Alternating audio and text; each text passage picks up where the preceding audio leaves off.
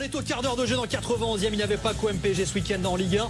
Tout ce qu'il faut retenir de la 27e journée nous est présenté par Julien Momo. Ça va Julien? Ah Nico, ça va ou quoi? Bah oui, ça va, on s'est régalé encore ce week-end. Bien sûr qu'on s'est régalé encore ce week-end, et notamment sur SFR Sport. Exactement. Ah oui. Alors elle donne quoi globalement cette journée de Ligue 1, cette 27e journée? On va regarder d'abord les résultats justement de cette 27e journée avec les succès de Nantes, de Nice, de Monaco, d'Angers, de Bordeaux, de Rennes, le match nul de Nancy contre Toulouse, la victoire de Caen, de Lyon et donc celle du Paris Saint-Germain.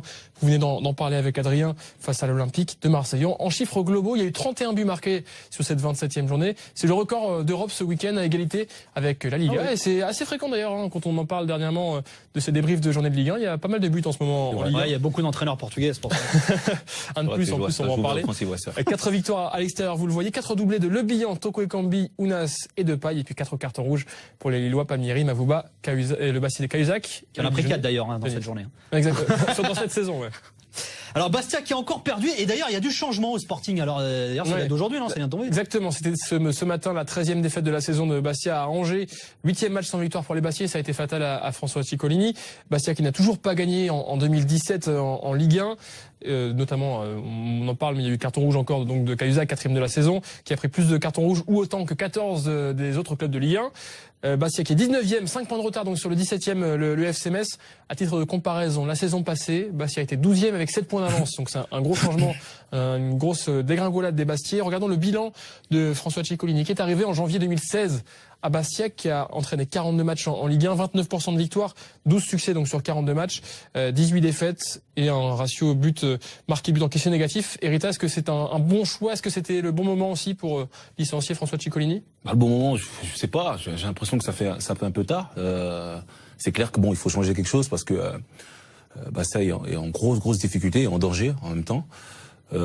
Après, va falloir trouver les solutions le plus rapidement possible. Lui, ils auraient pu choisir de séparer depuis un moment déjà parce que Bastia est en difficulté, comme je le dis, depuis un moment. Et c'est donc un Portugais qui va le remplacer. On va y revenir. On en voit dans un instant. Il y a quelque chose. Qu'est-ce qui cloche à Bastia cette saison alors? Ce qui est assez surprenant. Alors, à l'extérieur, on a l'habitude globalement des Bastiais assez décevants. Ils sont 18e au bilan à l'extérieur. C'est dans la lignée des 3 saisons précédentes où ils étaient 16e, 17e et 16e à nouveau. La grosse différence, c'est à domicile. Généralement, Bastia est imprenable à domicile. C'est clair. Ils sont derniers à domicile cette saison. Les Bastiais, ils étaient 5e meilleur bilan à domicile la saison passée. On l'évoquait, Rita, Furiani, normalement pour les visiteurs, c'est un calvaire. Et cette saison, c'est pas le cas. Ah oui, c'est un climat particulier. Tu sais que quand tu vas là-bas, ça va être compliqué. Les joueurs ont l'impression qu'ils sont transcendés quand ils jouent à domicile. D'ailleurs, j'en connais même qui sont même pas de la Corse, mais quand ils jouent là-bas, ils ont l'accent corse. C'est difficile. Il y a le public qui va avec et c'est souvent tu pars là-bas. Il y a eu 100 points. Ouais, il y a eu 3 victoires seulement cette saison des Bastiais en 13 matchs à domicile. Alors Bastia a 5 points de retard sur le premier non relégable. Est-ce qu'ils ont une chance de s'en sortir au regard de l'histoire de la Ligue 1? Alors j'ai fouillé sur les 10 dernières saisons. Il y a eu 14 équipes qui ont eu comme Bastia 23 points ou moins à ce stade de la saison. 13 équipes qui avaient 5 points ou plus de retard sur le premier non relégable. Donc les deux cas, le nombre de points et le nombre le retard sur le premier non relégable. Une seule équipe dans tous ces cas étudiés s'est sauvée, c'est Toulouse la saison passée. L'exemple de Toulouse donc 2015-2016. Regardons la situation de Toulouse à l'époque. À l'époque, après la 27e journée, il y avait 22 points pour Toulouse, 1 de moins donc que Bastia, et 7 points de retard sur le premier non relégable. Donc c'était encore pire que les Bastiais. Une journée plus tard, Dominique Arribagé j'ai démissionné. Pascal Duprat arrivé et réalisé le miracle en remontant 10 points de retard, même encore plus. Donc il y a encore un petit peu d'espoir quand même pour Bastia sur l'exemple de Toulouse. Alors c'est le 7e changement de coach en Ligue 1 cette saison. Est-ce qu'il y a eu des effets sur les précédents changements? Mais c'est peut-être ce qui va pousser éventuellement, on ne souhaite pas aux entraîneurs en poste, mais d'autres dirigeants à prendre ce genre de choix également, puisque jusqu'ici, tous les changements d'entraîneurs ont profité à l'équipe, aux équipes en question, les équipes concernées. Les entraîneurs arrivés ont toujours fait mieux. On voit la différence avant-après à Lorient, à Lille, à Marseille, à Montpellier et à Nantes. À chaque fois, ça a été mieux en termes de points par match. Ce sont les points par match évidemment, et également dans tous les autres secteurs au classement, il y a eu des remontées, sauf pour Lorient qui reste dernier malheureusement pour les Bretons. Et puis en termes de buts marqués également. Donc est-ce que ça rebooste, Rita, les joueurs ou ça les remet en question de voir un entraîneur licencié? Quoi qu'il arrive, c'est trop tard. Mais ça redistribue les cartes. C'est pas forcément trop tard. Trop tard dans le sens où il y a une personne qui ont subi les frais. Ah oui. Et ça, c'est dommage. Et les titulaires, ils sont forcés à faire un peu plus parce que justement, s'ils sont dans cette situation-là, c'est que ils sont pour quelque chose. Et ceux qui jouent moins en profitent justement pour pouvoir se montrer et jouer.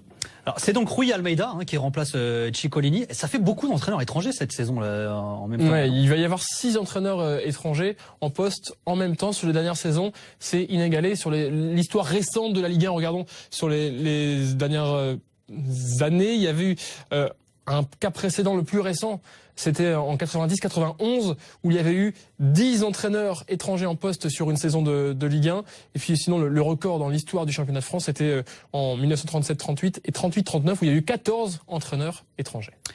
Alors qu'est-ce qui a encore retenu ton attention au cours de cette journée de Ligue 1? L'attaque de Lyon. Lyon qui a enchaîné un 3e match à domicile en marquant 4 buts ou plus. C'est une première dans l'histoire de l'Olympique lyonnais, une attaque qui marche à plein. 3e attaque de Ligue 1, 54 buts marqués. Meilleure attaque de Ligue 1 au mois de février, devant le Paris Saint-Germain, devant Monaco. Regardons les chiffres de l'Olympique lyonnais offensivement en février. 25 buts, toutes compétitions confondues, avec forcément la double confrontation réussie face à la AZ Alkmaar en Europa League. 14 buts en Ligue 1 donc. Et puis ce week-end contre Metz, 27 tirs qui illustrent cette puissance offensive.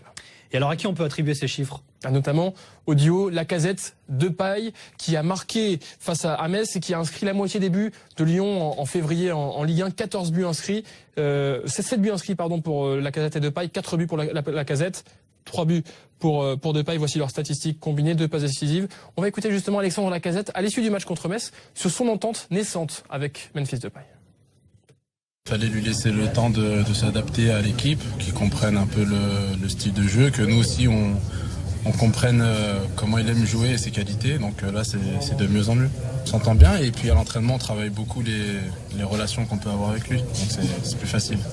Alors les statistiques de Memphis Depay face à Metz, elles sont assez impressionnantes. Elles illustrent, Erita, son intégration qui semble réussie, en tout cas pour l'instant.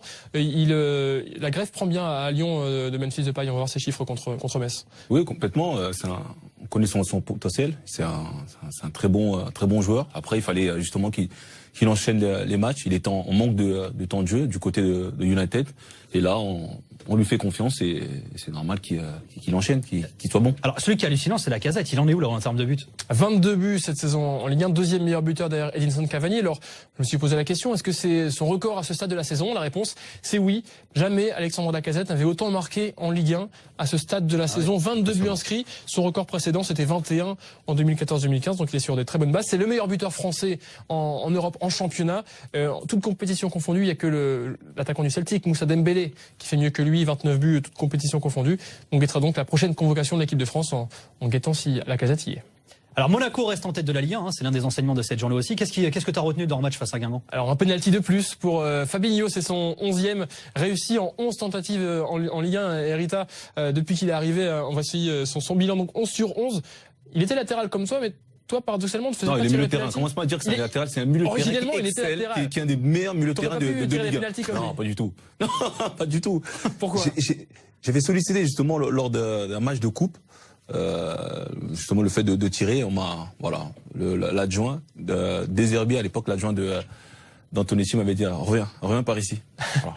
Allez, valait mieux pas que tu non, c'est un geste technique et je pense que voilà, il faut savoir faut tenter, il faut savoir le faire. Et justement, comment il les tire ces pénaux? Parce que c'est là où c'est intéressant aussi. Alors ça penche relativement côté gauche, à son côté gauche à lui, à la droite du gardien. Voici les 11 pénaltys de Fabinho décortiqués. 7 tirés côté gauche, 2 au centre de Panenka, 2 côté droit, 64% de contre-pied. Donc 2 fois sur 3, il arrive à prendre le gardien à contre-pied. Je suis allé encore plus loin. J'ai étudié pour voir si le scénario du match, si l'enjeu de ce penalty, influait sa manière de tirer. Eh bien oui, on va se lever pour aller constater cette répartition des tirs en fonction du scénario du match, en fonction de l'enjeu de ce tir de Fabinho. Si son penalty permet de revenir à un but, toujours côté gauche. Également, la même chose si son penalty permet de prendre un but d'avance, c'est-à-dire que quand le match est très serré, il se réfugie vers quelque chose qu'il connaît, c'est son côté gauche, en bas à gauche, en bas à droite du gardien. Donc ça fait une petite indication pour les gardiens en tout cas. Est-ce que tu comprends ce genre de Non, mais c'est très intéressant comme Nicole disait, tes stats, mais je pense que il le travaille. Il sait contre qui va jouer le week-end. Et justement, par rapport aux habitudes du gardien, je pense que c'est là qu'il prend sa décision. Mais pas, pas avec la situation du match. Et ça, c'est une bonne indication. Ouais, Ça, c'est une bonne info pour tous les gardiens qui vont pouvoir affronter Fabinho au moment d'essayer d'arrêter un penalty. Merci beaucoup, Julien. Vous pouvez aller voter, chers clients. Ça y est.